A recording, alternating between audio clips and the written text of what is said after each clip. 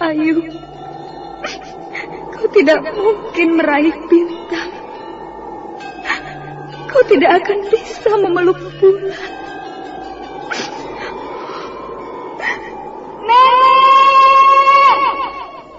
Nenek Raga Runting!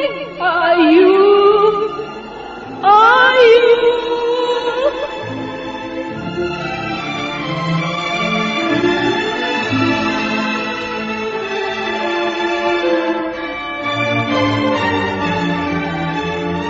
Sanggar Cerita dan Sanggar Prativi mempersembahkan Mahkota Mayangkara.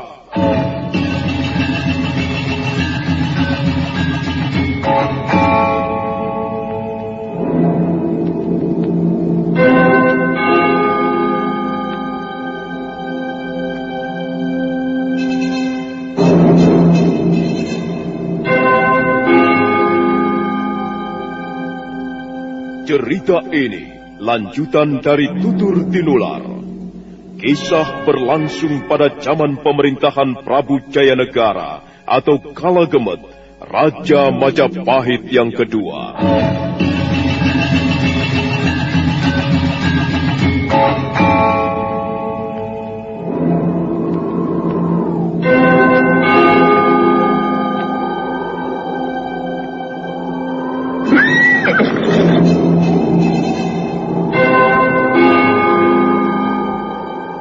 Bukan lagi Raja Majapahit. Akulah raja. Akulah yang berkuasa. Ayo, obrak-abrik desa Ganding. Angkap Jayanegara. Angkap Jayanegara.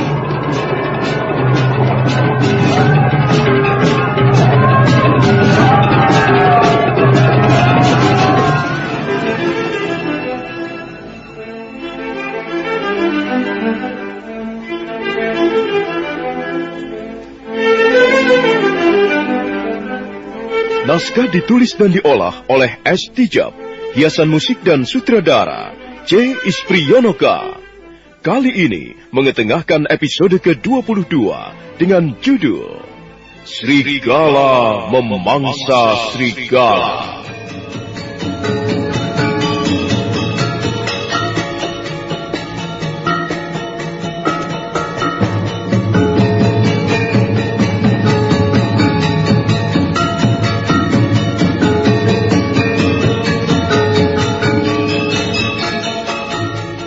Dalam seri ke-641 ini didukung oleh para pemain Chris Urspon sebagai Rakuti, HP Burhan sebagai Wong Agung, dan Asdi Suhastra pembawa cerita.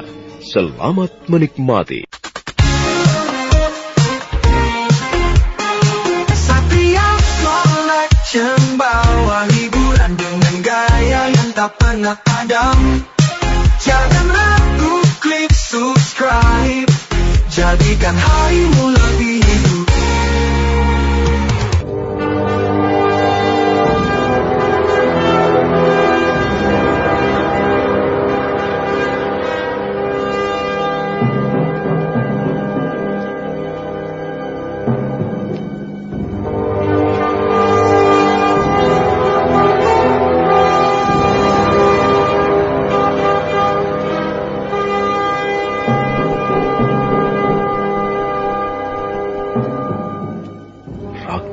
Kesal, kecurigaannya terhadap Rasmi menjadi-jadi. Terlebih lagi belakangan ini sahabatnya itu tak pernah datang ke wismanya. Dia lalu ingat ucapan Rawadeng dan Rayuyu yang mengatakan bahwa sahabatnya itu telah membuka rahasia pemberontakannya kepada mereka berdua. Bukan itu saja, menurut Rawadeng dan Rayuyu, sahabatnya telah menjelek-jelekan dirinya, bahkan merendahkannya sebagai orang yang suka bertindak tanpa berpikir. Orang macam apa Rasmi itu? Mengaku sahabat, tapi kelakuannya malah sebaliknya.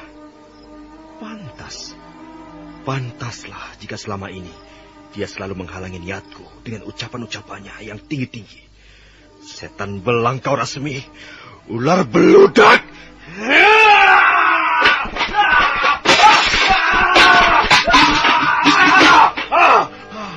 Kau anggap Apa aku ini? Bukan dirimu saja yang pandai bermain siasat dan taktik. Jangan menganggap dirimu pintar sendiri. Kau kira aku tak punya otak? Kau kira kau sendiri yang pintar?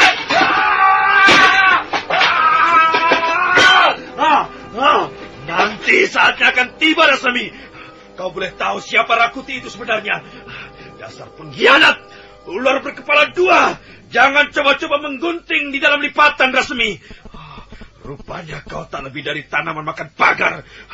Duri di dalam daging, musuh di balik selimut. Ya!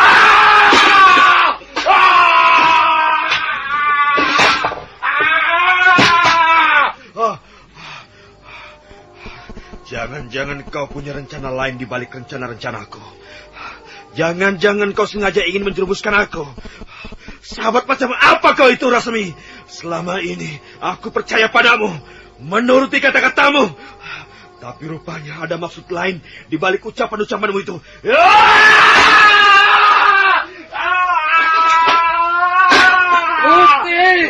Kuti, Rakuti ada. Mengapa kau jadi seperti ini, Rasmi? Apakah kau tak ingat lagi bagaimana kita bersusah payah dari desa Ganding ke Majapahit ini? Untuk mewujudkan cita-cita kita berdua. Apa kau tidak lagi menghargai dan menghormati rasa persahabatan kita? Orang macam apakah itu, Rasmi? Ya! Kuti, Rakuti, ada apa? Malam-malam begini bikin keributan. Kenapa tak tidur saja? Kau butuh istirahat banyak, Kuti. Kau harus selalu dalam keadaan segar. Hindari ketegangan yang tidak pada tempatnya.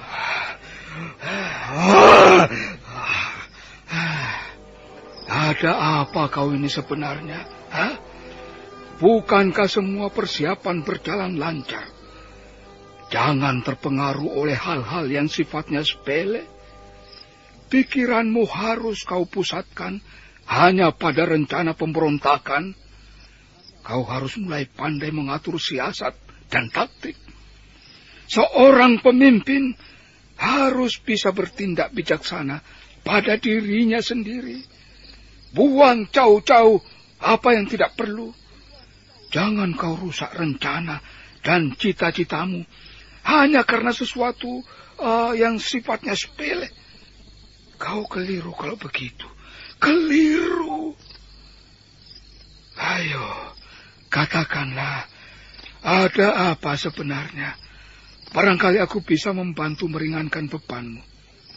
Ayo, katakanlah, Kuti.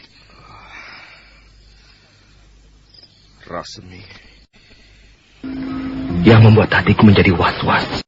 Jangan sampai kau jadi tergantung pada orang lain, Kuti. Tapi guru pernah mengatakan bahwa aku dan Rasmi adalah dua kekuatan yang harus bersanding sebagai mitra kerja. Memang. Tapi waktu itu suasana berbeda, Kuti. Berbeda? Berbeda bagaimana maksud guru? Manusia itu tidak pernah langgeng, Kuti. Dia selalu berubah setiap saat. Nah, perubahan itu tergantung dari suasana dan situasi yang pada saat itu berlangsung. Sekarang suasananya sudah lain. Situasinya sudah berbeda dengan ketika pertama kita melangkah dulu. Barangkali waktu pertama dulu Rasmi memang bisa diajak kerjasama. Tetapi belum tentu untuk waktu sekarang. Atau mungkin dulu dia bisa dipercaya. Tetapi bisa saja sekarang dia berkhianat. Itu semua wajar, Kuti. Dalam kehidupan memang begitu. Jadi salah besar kalau kau terlalu mempercayai dia. Terlalu mengandalkan dan mengagungkan dia. Sekali lagi, Kuti. Jangan tergantung dan menggantungkan diri kepada orang lain. Jangan mudah menaruh kepercayaan kepada orang lain. Pantaslah. Dia selalu menghalang-halangi niatku. Selalu menjegal keinginanku dengan ucapan-ucapannya. Memang. Di dalam setiap ucapan-ucapan seseorang akan terkandung suatu maksud tertentu. Bibir bisa berkata lain dengan apa yang ada di dalam hati. Dalamnya hati manusia, tak seorang pun tahu. Ingatlah pepatah itu. Air beriak, tanda tak dalam. Air tenang, tapi menghanyutkan. Itu berlaku untuk situasi seperti saat sekarang ini. Aku tak mengira kalau Rasmi sampai hati berbuat seperti ini. Padahal aku masih menganggapnya sebagai seorang sahabat. Meskipun sahabat, kalau dia menghambat, sikat. Guru, Kuti, jangan terganggu oleh sikap hidup yang lemah macam persahabatan, kesetiaan, dan sebagainya. Kalau memang dicurigai, kenapa tidak disikat saja? Habis perkara. Daripada nantinya dia akan menerkam kita. mana mungkin aku sampai hati melakukan hal itu, Guru? Mana mungkin? Kuti, goblok sekali kau ini. Apakah kau akan diamkan dirimu disikat, diterkam dari belakang? Hah? Sahabat itu kan hanya di depan, tapi di belakang dia menikam. Cobalah berpikir wajar, Kuti. Jangan menjadi lemah hanya karena persahabatan, kasihan, kesetiaan. Kapan kau bisa melangkah maju kalau sikap hidup seperti itu selalu kau pegang teguh? Cita-citamu itu setinggi gunung Semeru, Kuti. Tapi kenapa lemah hanya karena perkara sepele? Sekarang aku tanya, kau ingin gagal atau berhasil? Tidak seorang manusia hidup di dunia ini yang menginginkan kegagalan. Nah, kau mengakui sendiri, bukan? Bahwa tidak seorang pun menginginkan kegagalan dalam hidupnya. Semua orang ingin menang, ingin berhasil. Tetapi mereka lupa dan tidak tahu apa dan bagaimana semestinya berbuat untuk menunjang kemenangan dan keberhasilan itu. Sudahlah. Jangan disibukkan oleh pikiran-pikiran seperti itu. Lebih baik kau berangkat istirahat dan tidur. Besok masih banyak pekerjaan yang harus kau selesaikan.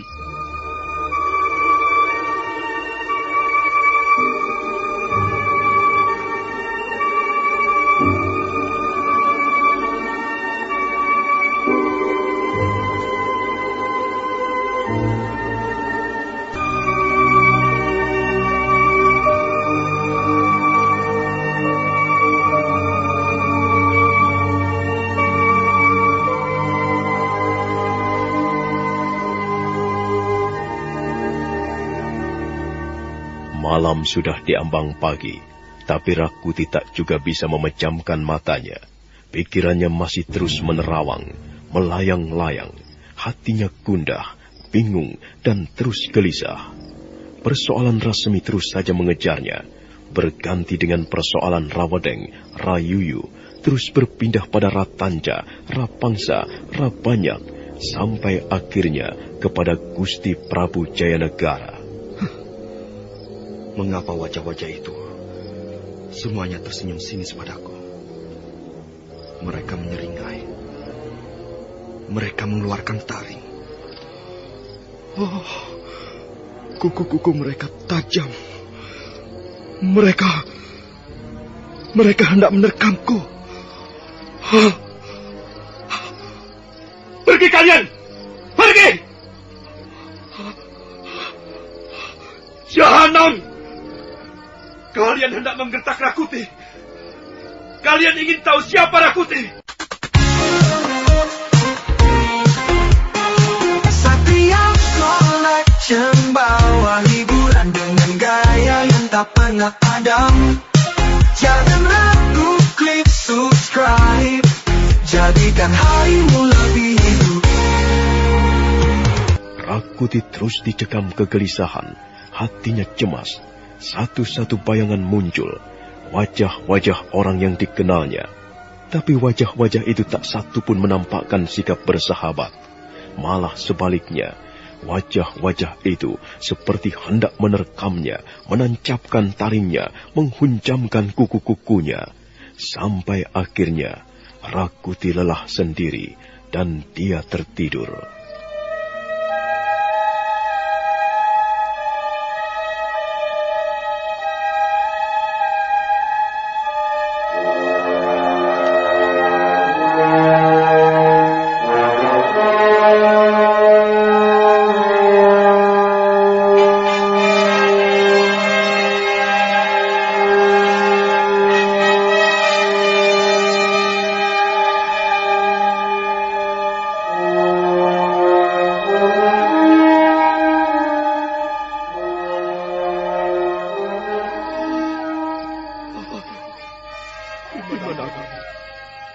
Semuanya serba asing.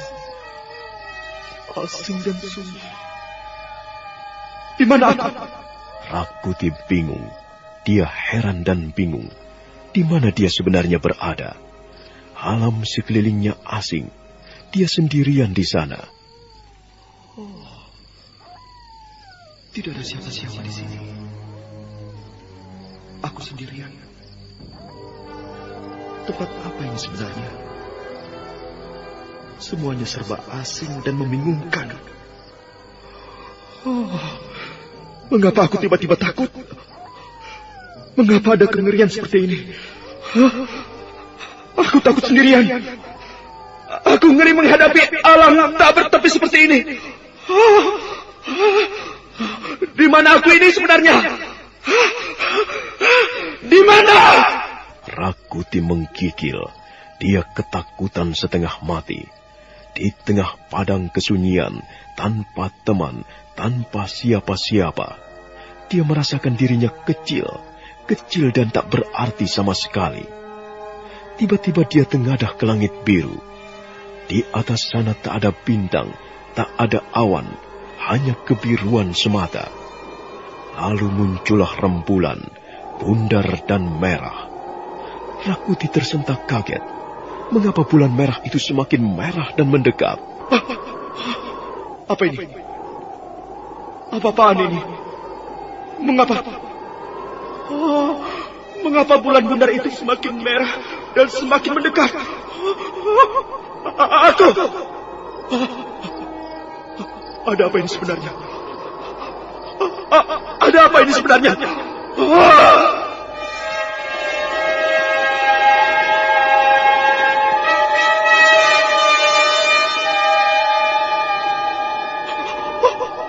Tidak! Jangan! Mengapa bulan itu? Bulan itu semakin besar dan semakin merah. Sepertinya bulan itu mengejarku. Bulan itu menimpaku. Tidak!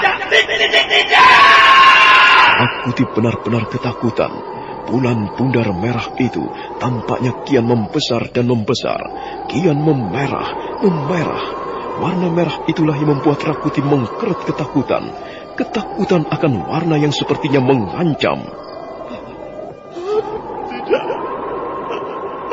Tidak! Warna merah itu. Bulan merah itu.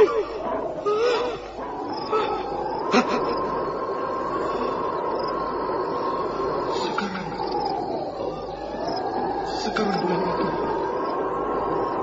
bulan merah besar itu seperti mau pecah.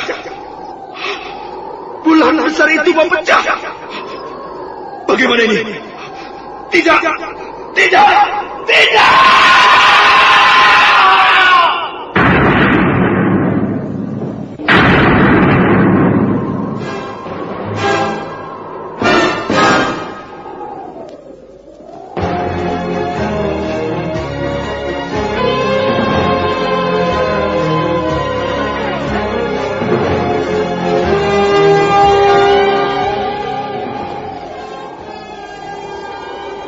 Bulan itu pecah berantakan di atas langit dan semua menjadi berwarna merah, semerah darah. Warna darah itu mengguyur wajah Rakuti. Dia gelagapan oleh guyuran warna darah yang memenuhi wajahnya. Rakuti merintih pilu, memelas. Dia jatuh tersimpuh. Ketakutan menyelimuti dirinya. Semuanya berwarna merah. Semuanya berwarna darah.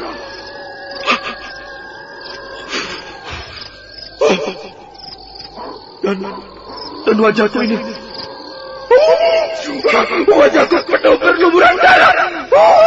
Sekelilingku merah. Merah semua.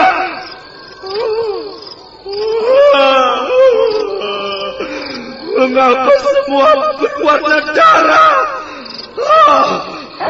Mengapa darah ini mengguyur wajahku?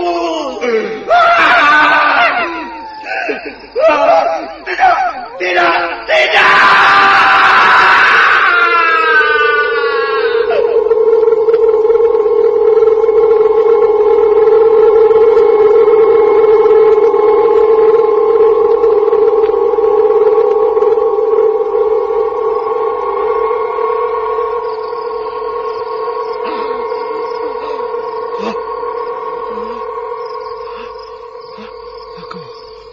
Aku bermimpi. Mimpi buruk. Kepalaku pening. Mataku berkunang-kunang. Guru! Di mana kau, Guru? Aku harus membangunkan Guru. Ya, dia mungkin sudah tertidur. Perlahan-lahan Rakuti bangkit dari pembaringannya. Langkahnya sempoyongan. Dia berjalan menuju bilik gurunya. Guru. Bangunlah, Guru. Bangun. Bangun, Guru.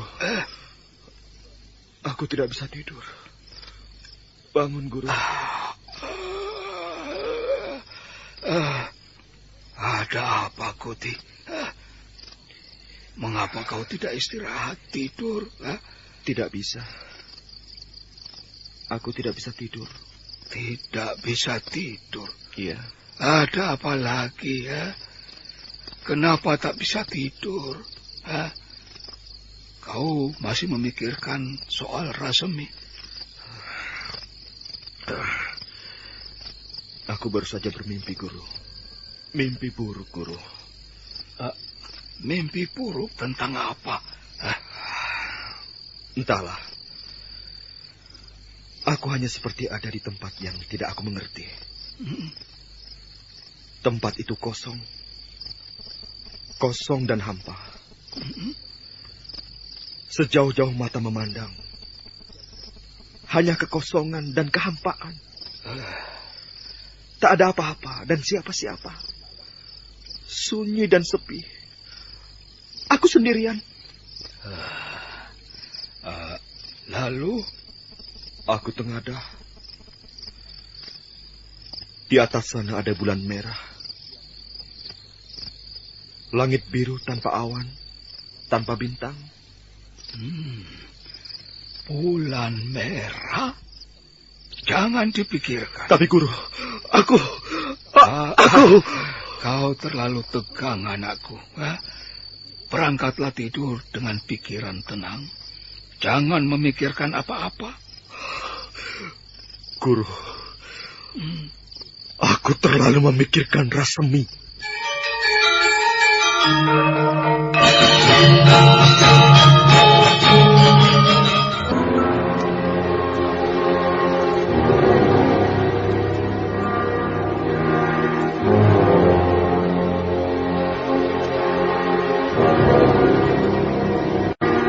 Pecah. Langit pun menjadi merah darah. Suasana di sekitar merah darah. Bahkan wajahku penuh terguyur merah darah. Kepalaku pening. Mataku berkunang-kunang. Tubuhku lemas. Guru, di mana kau, Guru? Apakah kau pun akan meninggalkan aku? Guru, aku bermimpi buruk. Buruk sekali. Perlahan-lahan Rakuti bangkit dari pembaringan. Wajahnya kusut masai. Dengan langkah sempoyongan, dia keluar dari biliknya, berjalan gontai menuju bilik gurunya yang terletak tak jauh dari situ. Guru. Guru. Bangunlah, Guru. Aku bermimpi buruk sekali, Guru. Guru. Guru. Bangun, Guru. Guru, tolonglah aku. Aku bermimpi buruk. Mimpi? Iya. Mimpi apa, Kuti? Entahlah. Aku sendiri tidak tahu. Rasanya aku ada di tempat yang asing. Sunyi dan sepi. Suatu tempat yang kosong dan hampa. Tidak ada siapa-siapa di sana, kecuali aku sendiri. Satria Collection bawa hiburan dengan gaya yang tak pernah padam. Jangan ragu, klik subscribe. Jadikan harimu lebih hidup. Lalu? Aku tengada. Di atas sana ada bulan bundar berwarna merah. Langit biru. Tanpa bintang, tanpa awan. Tiba-tiba bulan itu semakin berwarna merah. Dan akhirnya pecah berkeping-keping. Wajahku terguyur warna merah darah. Sekelilingku semua menjadi merah darah. Kuti, ya sudahlah. Tidak usah terlalu dipikirkan. Nanti bisa merusak kesehatanmu. Barangkali karena aku selalu memikirkan Rasemi. Mengapa dipikirkan Cak Gemblung itu? Dia sahabatku. Teman sejak sama-sama di desa Ganding. Teman seperjuangan dan sependeritaan. Teman seperjuangan dan sependeritaan katamu? Teman sesama di desa Ganding? Iya. Kuti, kau tak akan berhasil mencapai cita-citamu kalau sikap hidup lemah seperti itu tetap menghinggapi dirimu. Kadang kau katakan dia itu sahabatmu, tapi sebentar kemudian kau katakan dia itu pengkhianat yang tak terampunkan. Nah, lalu mana yang benar? Aku bingung, Guru. Hatiku gelisah dan resah. Itu penyakit. Penyakit yang harus cepat disembuhkan. Sebab kalau tidak, kau akan rugi sendiri, Rakuti. Seorang pemimpin harus bisa bersikap tegas. Setidak-tidaknya tegas terhadap diri sendiri. Kalau kau terus-menerus digenggam rasa seperti itu, sementara kau sendiri tidak bisa bersikap tegas, mana mungkin akan kau capai cita-citamu? Cita-citamu setinggi dan setegar gunung Semeru. Tapi kehendak dan kemauan bertindak begitu lemah. Mana mungkin kau bisa berhasil? Bangunlah, Rakuti. Bangkitlah dari rasa-rasa menyesatkan itu. Atau kau sengaja menunggu ditikam kawan dari belakang? Tidak. Tak seorang pun kuberi kesempatan untuk itu. Nah, lalu tunggu apa lagi? Kalau memang Rasemi sahabatmu itu hanya menjadikan penghalang dan berbahaya, kenapa tidak disikat saja?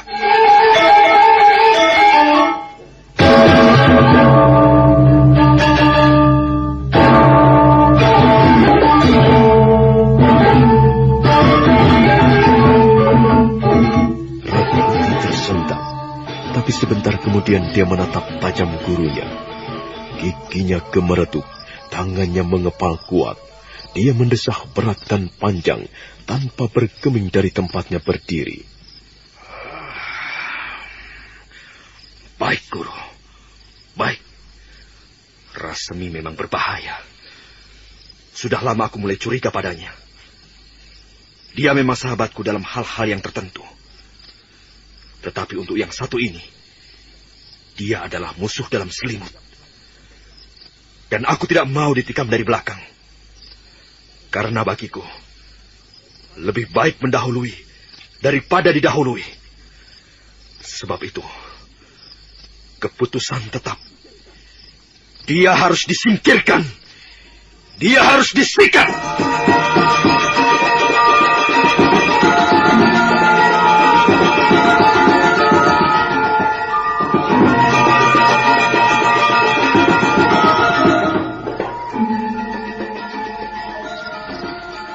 Rakuti sudah mantap bahwa Rasemi harus disingkirkan karena dia memang berbahaya. Seiring waktu yang terjulur ke tepi pagi, guru dan murid itu masih terus membicarakan tentang rencana-rencana selanjutnya. Jadi bagaimana rencanamu untuk menyingkirkan Rasemi?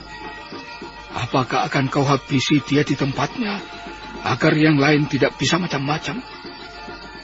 Katakanlah sebagai peringatan pada mereka yang mau coba-coba menghalangi niat Rakuti. Tidak, Guru. Itu sangat berbahaya.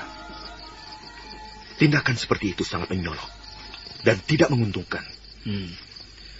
Karena seluruh Majapahit akan geger. Cepat atau lambat akan tercium juga. Terlebih jika Gusti Prabu sampai tahu gerakan kita tidak akan bebas lagi. Dan Aryatada pasti akan segera menyiapkan tindakan pencegahan serta selalu mengawasi kita. Tapi yang lain seperti Rawedeng, Rayuyu, Rapangsa, Ratanca, dan Rabanya harus diberi peringatan agar tidak berani melakukan yang sama.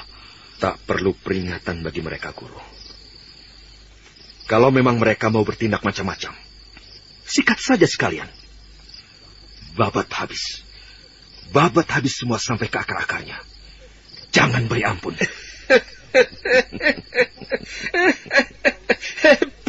Hebat kau Rakuti, hebat. Nah, begitulah seharusnya seorang pemimpin, seorang calon Raja Majapahit. Hebat. Sejarah tak akan berulang. Bagiku, sekali berarti, sudah itu mati. Itulah Rakuti.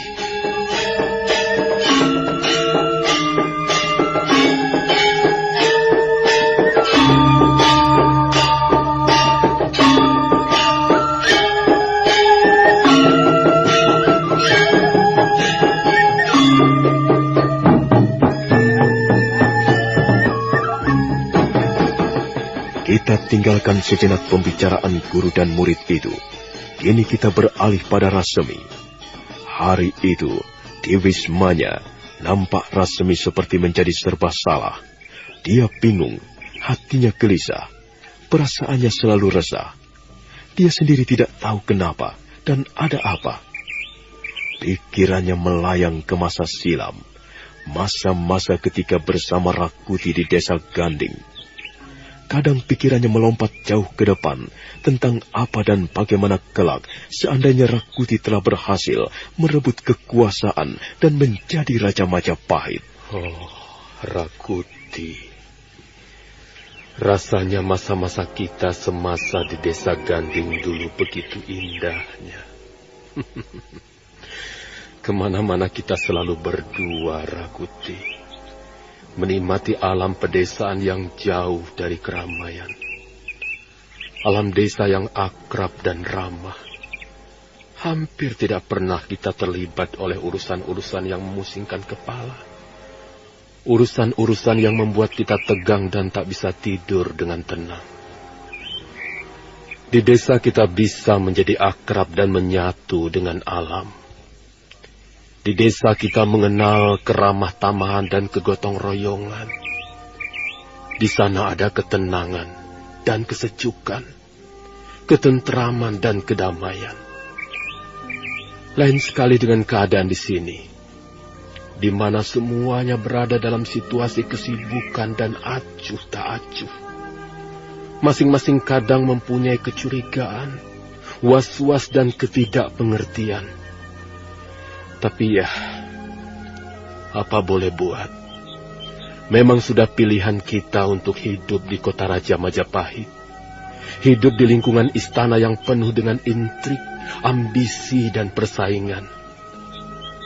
Kadang aku ingin kembali ke desa saja. Hidup sebagaimana layaknya orang tani.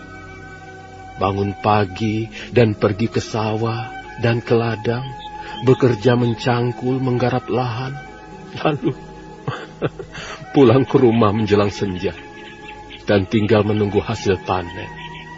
Ya, sepertinya kehidupan seperti itulah yang membahagiakan dan berumur panjang. Tapi, ya, kita sudah terlanjur memilih. Dan pilihan kita adalah hidup di lingkungan istana. Menjadi penggawa berpangkat tinggi dan hidup berkutat dengan ketegangan, kekerasan, serta kekejaman. Itulah resiko dalam suatu pilihan hidup di kota raja dan di lingkungan istana. Dulu memang kita tidak tahu apa dan bagaimana hidup di antara para prajurit. Hidup di antara denting pedang dan tombak. Hidup di antara gemerlapnya kekuasaan dan kedudukan. Ya, barangkali jika kita tetap hidup dan tinggal di desa, suasananya akan menjadi lain.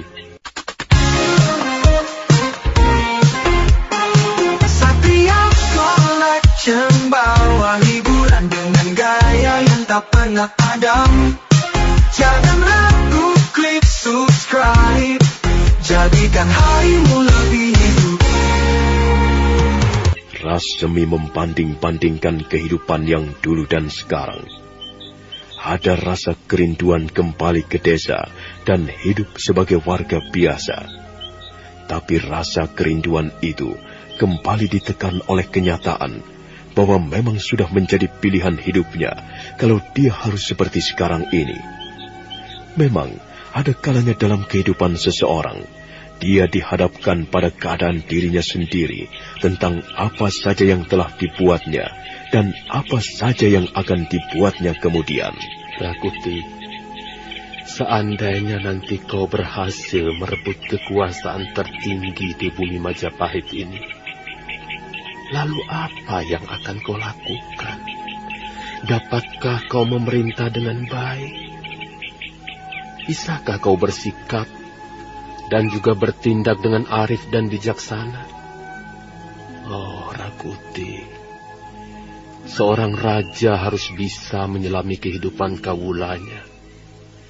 Seorang raja tidak semata-mata dituntut memiliki kedikjayaan ulah kanuragan, tetapi juga kedikjayaan ulah batinia. Dan seorang Rakuti, ya, seorang Rakuti apakah mungkin dapat memerintah secara arif dan bijaksana? Dia tidak pernah bicara tanpa otot. Ya, dia tidak pernah bicara dengan akal dan pikirannya.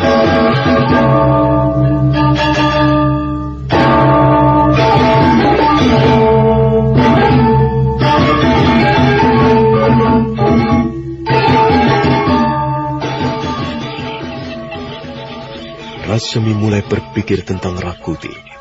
Dia mulai meragukan kemampuan sahabatnya itu.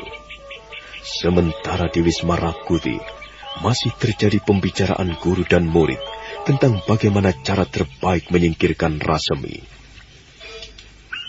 Sekarang tergantung kau saja, Kuti. Aku tinggal menurut apa maumu dan bagaimana rencanamu. Sebab yang paham betul seluk-beluk Majapahit itu kan kau sendiri. Guru, ini adalah tindakan yang pertama bagi kita. Langkah awal yang harus dijalankan dengan rapih dan sempurna.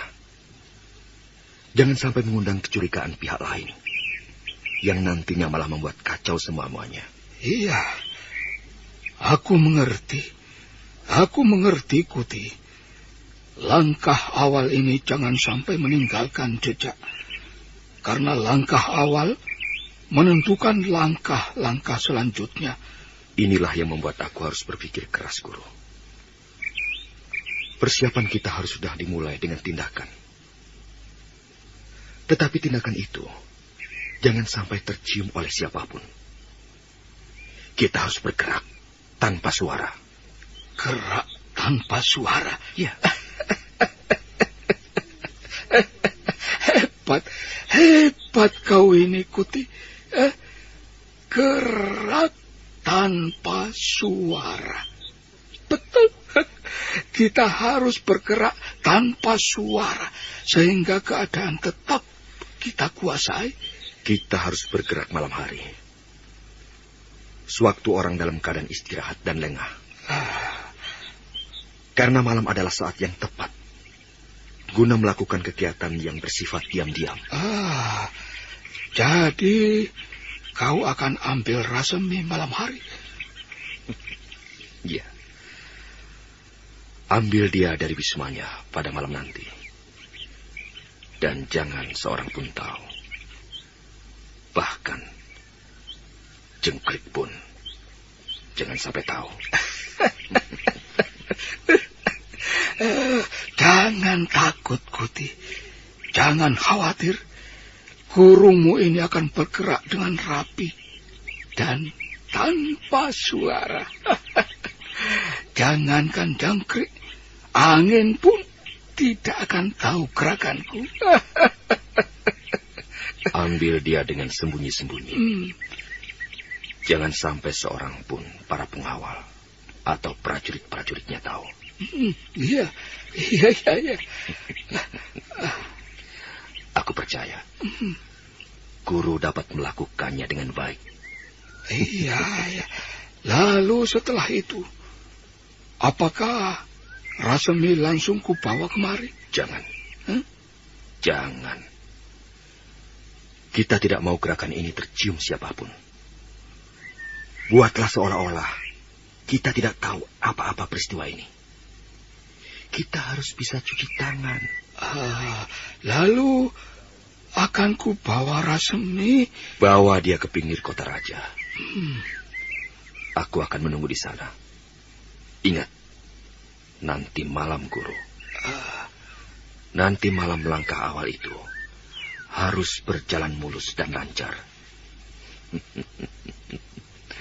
Sehingga paginya, aku akan kembali ke Wisma dan berlaku seolah-olah tidak tahu apa-apa mengenai peristiwa hilangnya Rasemi.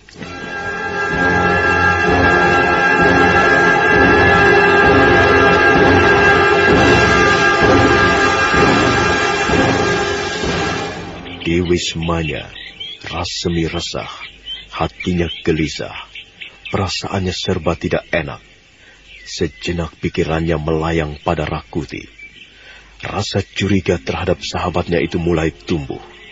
Entah mengapa, rasa curiga itu terus menjalari dirinya. Rakuti. Ya, Rakuti, benarkah dapat ku percayai dirimu, Rakuti?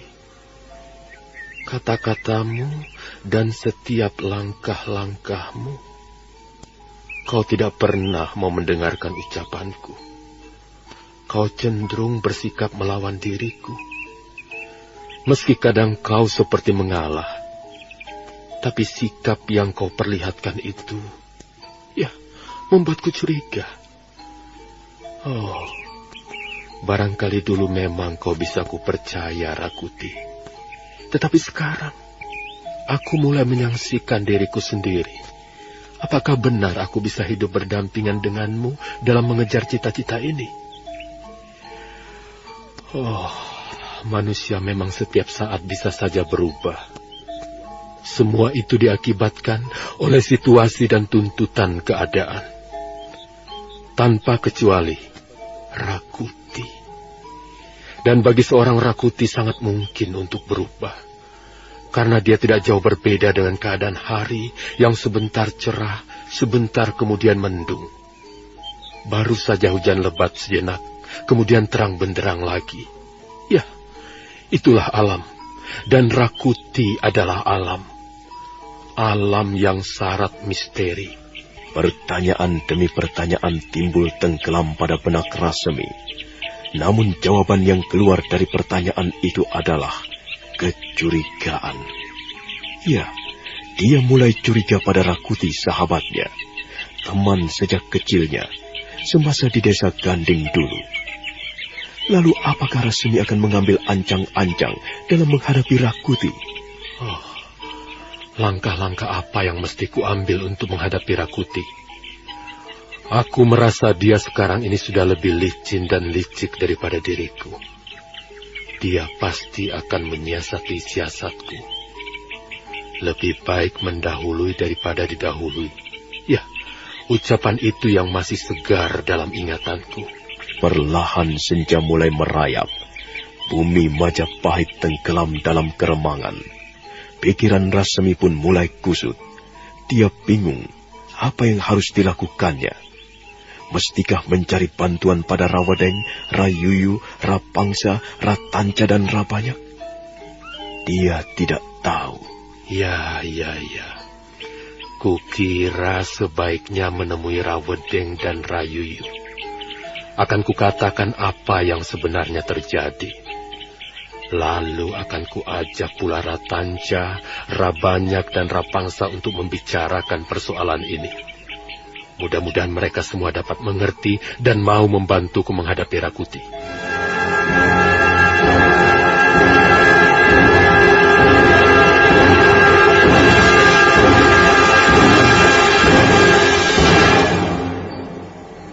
Rasmi merasa sedikit lega karena telah menemukan jalan yang bisa membantunya menghadapi Rakuti. Sementara senja sedikit demi sedikit ditelan kegelapan. Nah, apa yang akan terjadi pada malam hari nanti? Dan bagaimanakah usaha Rasmi dalam menghubungi Rawadeng dan Rayuyu? Saudara pendengar, silakan menunggu seri berikutnya. Sampai jumpa.